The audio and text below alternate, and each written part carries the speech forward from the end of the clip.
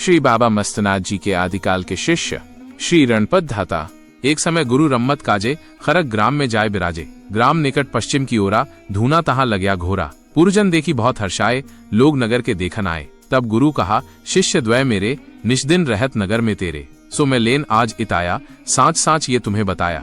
लोगन कहा, नाम बतलाओ, शिष्य हुई तुम लेकर आओ। ताछिन आए रणपित धाता, कहा लखाए देख देऊ भ्राता। ये दो शिष्य आदि के मेरे, क्षत्रिय गृह जन्मे सोई हेरे। एक बार सिद्ध शिरोमणि श्री बाबा मस्तनाथ जी महाराज भ्रमण करते हुए खरक ग्राम में जा पहुंचे। श्री बाबा जी ने गांव में पश्चिम दिशा में अपना धूना रमाया। खरक वासियों की श्री बाबा जी के प्रति अगाध श्रद्धा थी। उन्होंने बाबा जी से कहा, हे सिद्ध योगी श्रेष्ठ, आपने हम लोगों पर बहुत कृपा की है कि आप हमारे गांव में पधारे हैं। अब आप हमारे योग्य कोई सेवा बताइए। श्री बाबा जी ने कहा, इस गांव में मेरे दो परम प्रिय शिष्य रहते हैं और उनका जन्म क्षत्रिय कुल में हुआ है। मैं उन दोनों को लेने के लिए ही यहाँ आया हूँ।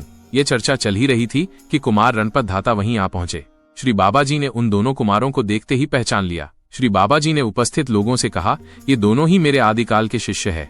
रणपत तथा धाता दोनों कुमारों ने श्री बाबा जी के श्री चरणों में वंदना की और करबद्ध होकर प्रार्थना करने लगे कि हे बाबा जी, आप हम दोनों भाइयों को अपना शिष्य स्वीकार कर लीजिए और हम पर अपनी कृपा कीजिए।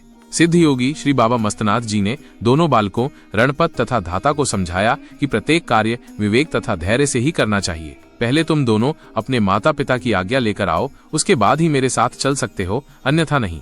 जब रणपत धाता के माता पिता को ये पता चला कि बाबा जी आए हैं और वो हमारे दोनों पुत्रों को अपना आदिकाल का शिष्य बतला रहे हैं और हमारे पुत्र भी उनके साथ जाने के लिए तैयार है, तो वो बहुत घबराए। उसी समय दोनों भागे भागे श्री बाबा जी के पास पहुंचे और बाबा जी के चरणों की वंदना करके कहने लगे कि हे नाथों के नाथ, हे दयानिधान, हे सिद्ध शिरोमणि, हम अपने पुत्रों को बहुत प्यार करते हैं।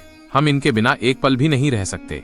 हे परोपकार परायण, यद्यपि आप इन्हें अपना आदिकाल का शिष्य बतला रहे हैं, फिर भी हम अपने पुत्रों को आपको अर्पित करने में असमर्थ है। अतः हे योगीराज, हमारी आपसे करबद्ध प्रार्थना है कि आप हम पर अपनी दया दृष्टि कीजिए और हमारे पुत्रों को हमारे पास ही रहने दीजिए। ये कहकर अपने पुत्रों को लेकर उन्होंने अपने घर की ओर प्रस्थान किया। कछु दिवस पुर में रहे परम गुरु सुखरास, कोट खोखरा तपोवन जाय किया फिर वास। श्री बाबा जी इस घटना के कुछ दिन बाद तक खरक गांव में रहे। उसके बाद पुनः अपने खोखरा कोट के तपोवन में स्थित अस्थल बोहर के योगाश्रम में आ गए। घर आकर रणपत धाता दोनों कुमारों ने अपने माता पिता से बहुत आग्रह किया कि वे उन्हें श्री बाबा जी के श्री चरणों में भेज दें और उन्हें योग साधना करने की अनुमति प्रदान करें। उन दोनों के इस आग्रह को अस्वीकार कर माता पिता ने उनसे कहा, सुनो पुत्रो, बन को मती जाओ, घर में बैठे राज कमाओ। कठिन फकीरी न तो ही सरे, रूख वृक्ष तर रहना परे। रूखे सूखे टुकड़े जोवे, घर घर भीख मांगना होवे। माता पिता ने उन्हें बहुत समझाया, कहने लगे, हे पुत्रो, योग मार्ग अत्यंत कठिन है। योग साधना करने वालों को वन खंड में रहना पड़ता है, भिक्षा मांग कर खाना पड़ता है और जो भी भिक्षा में रूखा सूखा भोजन मिलेगा वो ही खाना पड़ेगा। इसलिए हमारी बात मानो और घर में रहकर राज भोगो। मानो हमारा वचन सत, तुम मत होवो फकीर। भूख प्यास सहना पड़े, महादुख गंभीर। रणपत तथा धाता तो जन्मों जन्मों के योगी थे, उन्हें अंतर्ज्ञान प्राप्त था। दोनों ने माता पिता से कहा, हाथ जोरी तब रणपत धाता, बोले वचन सुनो पितु माता। करम हमारे लिखी फकीरी, कैसे भोगे राज अमीरी। सो मैं तुम्हारी आज्ञा पाऊं, वन में जाकर योग कमाऊं। हम ऐसी न फकीरी करे, घर घर भिक्षा मांगत फिरे। रणपत तथा धाता दोनों हाथ जोड़कर अपने माता पिता से कहने लगे कि हे माता जी, हे पिताजी, जब हमारे दोनों के कर्म में फकीरी ही लिखी है तो हम अमीरी का राज कैसे भोग सकते हैं। हम दोनों तो आपकी आज्ञा से योग कमाना चाहते हैं। हम दोनों सामान्य योगी नहीं होंगे और नहीं हमें भिक्षाटन के लिए कहीं जाना पड़ेगा। आप इस बात की चिंता न करें, जिस स्थान पर हम तपस्या करेंगे भक्तगण वहीं आकर हमें भेंट पूजा प्रदान करेंगे। रणपत धाता ने अपने माता पिता को ये भी बताया कि श्री बाबा मस्तनाथ जी साक्षात गुरु गोरक्षनाथ अवतार है। उनकी महिमा अपरंपार है। वह अष्ट सिद्धि व नव निधियों के ज्ञाता है और वे ही हमारे गुरु हैं। इतना सब समझाने के पश्चात भी उनके माता पिता ने उनकी एक न सुनी। बालक रणपत धाता भी योग मार्ग अपनाने का दृढ़ निश्चय कर चुके थे। उन्होंने अपने माता पिता से आज्ञा लेने का एक उत्तम उपाय खोज निकाला। वो ये बात अच्छी तरह जानते थे कि हमारे माता पिता नितांत सांसारिक व्यक्ति हैं और मोह माया के अधीन है। किसी भी प्रकार की हानि को वो कभी भी बर्दाश्त नहीं कर सकेंगे। इसी दुर्बलता का लाभ उठाते हुए उन्होंने घर में रखा सामान, घी, दूध, वस्त्र आदि सब गरियों में बांटना शुरू कर दिया। माता पिता को जब ये पता चला कि वे दोनों घर का सामान इस तरह से बांट रहे हैं, तो उन्होंने दोनों बालकों को बहुत समझाया कि गृहस्थी लोगों को धन जुटाना मुश्किल होता है, इसलिए पर का सामान लुटाना ठीक बात नहीं है। बालकों ने उनकी एक न सुनी और अपने मार्ग पर अडिग रहे। अंत में माता पिता ने उन्हें बुलाया और कहा, दोनों को बुलाए के कहा, सुनो ये बात, करो फकीरी जाए के हम राजी पितु मात। इस प्रकार से माता पिता ने आज्ञा दे दी और कहा कि तुम दोनों श्री बाबा जी के श्री चरणों में जा सकते हो। माता पिता की आज्ञा पाते ही और उनका आशीर्वाद लेकर बालक रणपत धाता श्री बाबा जी के श्री चरणों में जा पहुंचे और गुरु सेवा में संलग्न हो गए। श्री बाबा जी ने उन दोनों भाइयों की सेवाओं से संतुष्ट होकर तथा उन्हें योग मार्ग में प्रवृत्त होने का पात्र समझकर सिद्ध शिरोमणि ने उन्हें दीक्षा देकर दर्शनी योगी बना दिया और उनका नाम योगी श्री रणपतनाथ तथा योगी श्री धातानाथ रख दिया। योगी श्री रणपतनाथ तथा धातानाथ की कठोर तपश्चर्या। श्री सिद्ध बाबा मस्तनाथ जी ने रणपतनाथ तथा धातानाथ को आज्ञा दी कि योग मार्ग में पूर्णता प्राप्त करने के लिए 12 वर्ष तक खड़े रहकर ही तपस्या करनी होगी। साथ साथ ही श्री बाबा जी ने दोनों को यह भी समझाया कि वे इस अवधि में जीवन की हर क्रिया खड़े रहकर ही करें। श्री बाबा जी ने उन्हें आशीर्वाद देकर यह भी कहा कि वे गर्मी में अग्नि को सम्मुख रखकर तपस्या करें तथा सर्दी में शीतल जल में प्रवेश करके तपस्या करें। श्री रणपतनाथ तथा धातानाथ जी ने श्री गुरु चरणों में शीश झुकाया, आशीर्वाद लिया और अस्थल बोहर योगाश्रम में धूना रमाया। धूने पर खड़े रहकर ही 12 वर्ष तक तपस्या में लीन हो गए। गुरु आज्ञा अनुसार गर्मी में धूने के सम्मुख तथा सर्दी में निकट के देवालय तालाब में खड़े रहकर वहां के शीतल जल में तपश्चर्या करते रहे। इस प्रकार से दोनों की हठ योग साधना से तथा गुरु कृपा से श्री रणपतनाथ तथा धातानाथ को अष्ट सिद्धि तथा नए निधियां बशीवर्त हो गईं। रणपत धानाथ योगी बहुत भये सरनाम, रिद्धि सिद्धि जिनके चरण रहती 8 याम। अष्ट सिद्धि तथा नव निधियां हर समय उनकी आज्ञा पाल में तत्पर रहने लगी। अष्ट सिद्धियां तथा नव निधियां निम्नलिखित हैं। अष्ट सिद्धियां: 1. अणिमा शरीर को वायु अणुवत कर लेना। 2. लघिमा शरीर को वायु से भी हल्का कर लेना जिससे उड़ा जा सके। 3. महिमा शरीर को इच्छानुसार बड़ा कर लेना। 4. गरिमा शरीर को पर्वत के समान बना देना। 5. प्राप्ति संकल्प मात्र से ही किसी भी पदार्थ को प्राप्त कर लेना। 6. प्राकाम्य शरीर को इच्छानुसार सुंदर व स्वस्थ बनाए रखना। 7. ईशित्व विश्व के सभी पदार्थों को नाना रूपों में बदल देना। 8. वशित्व पंचभूतों व विश्व के सभी प्राणियों को वश में कर लेना। नवनिधियां: 1. पदम निधि। 2. महापदम निधि। 3. मकर निधि। 4. कच्छप निधि। 5. मुकुंद निधि। 6. नंद निधि। 7. नील निधि। 8. शंख निधि। 9. खर्व निधि। श्री रणपतनाथ तथा धातानाथ दोनों बड़े ही करामाती सिद्ध हुए हैं। योगाश्रम मठ अस्थल बोहर में दोनों ने योग साधना पूर्ण करने के पश्चात कुछ ही समय के बाद जीवित समाधि ले ली। जियत समाधि जिन लई जानत है सब लोग, करामाती प्रसिद्ध अति पूर्ण जिनका योग। श्रद्धालु भक्तों ने इन दोनों योगियों की स्मृति में एक विशाल स्मृति मंदिर योगाश्रम अस्थल बोहर मठ में बनवाया। वही मंदिर आज भी मठ अस्थल बोहर में विद्यमान है। उसी समय से आज तक अखंड घी की ज्योति सिद्ध योगी श्री रणपतनाथ तथा धातानाथ जी की स्मृति में प्रज्वलित है, जिसका लाखों व्यक्ति दर्शन करते हैं तथा अपनी मनोकामना पूर्ण करते हैं।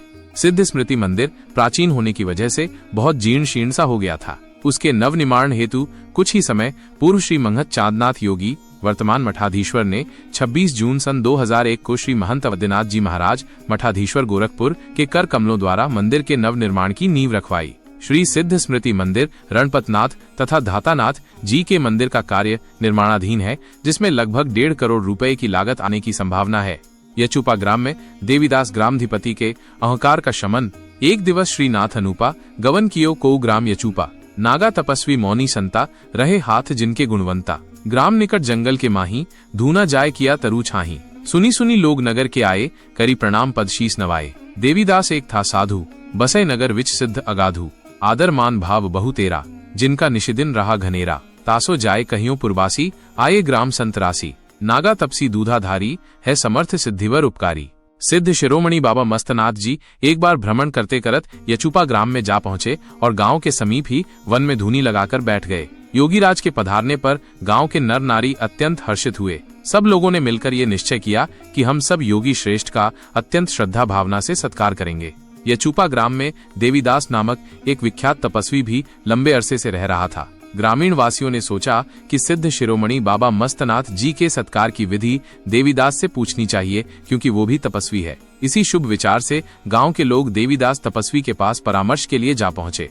तपस्वी देवीदास अभी साधक अवस्था में ही थे, वे पूर्ण सिद्ध नहीं हुए थे, अतः अभी तक वे राग द्वेष को नहीं जीत पाए थे।